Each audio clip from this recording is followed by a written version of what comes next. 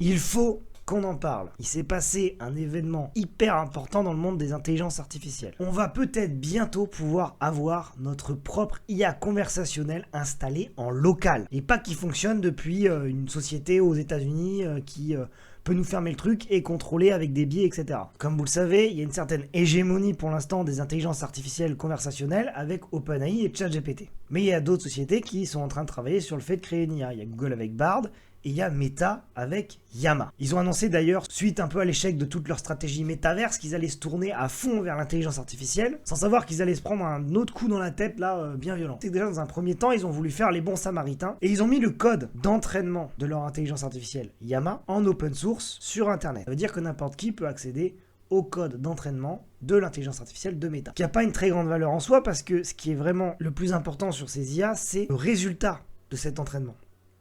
Et pour obtenir ce résultat à cet entraînement, c'est là que ça se corse un petit peu et qu'il faut des puissances de calcul assez balèzes et surtout beaucoup de données. Mais il y a deux trucs marrants qui se sont produits quasiment simultanément et dont il faut parler. Juste après l'annonce et la mise en open source du code d'entraînement, il y a carrément le résultat, le cerveau de Llama, qui a leaké sur Internet.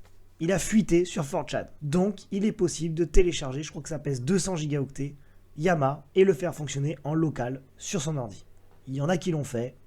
C'est un peu technique et chiant, donc je vais pas vous montrer, je vais pas le faire, mais c'est possible. D'après les différents retours que j'ai lus, c'est fonctionnel, mais c'est quand même plus limité que ChatGPT. Mais c'est quand même un super bon signe, ça veut dire que c'est possible de faire tourner ça en local sur un ordinateur. Parallèlement à ça, il y a une équipe à Stanford qui a utilisé du coup le code open source de Llama pour l'entraîner sur différents ordi à Stanford, et ils ont réussi à créer une version locale à Stanford de l'intelligence artificielle qui s'appelle Alpaca. Et l'entraînement de cette intelligence artificielle ne leur a coûté que $600. Ce qui est une somme totalement dérisoire pour avoir une IA potentiellement du même niveau que ChatGPT. Ils ont annoncé que ça fonctionnait à peu près aussi bien que ChatGPT au début. Ensuite, ils sont un petit peu revenus pour tempérer un peu leurs ardeurs. Donc on n'en est pas encore au truc qui va tous nous sauver et nous permettre de faire tourner des IA en local. Mais il y a des premières steps qui vont dans ce sens-là.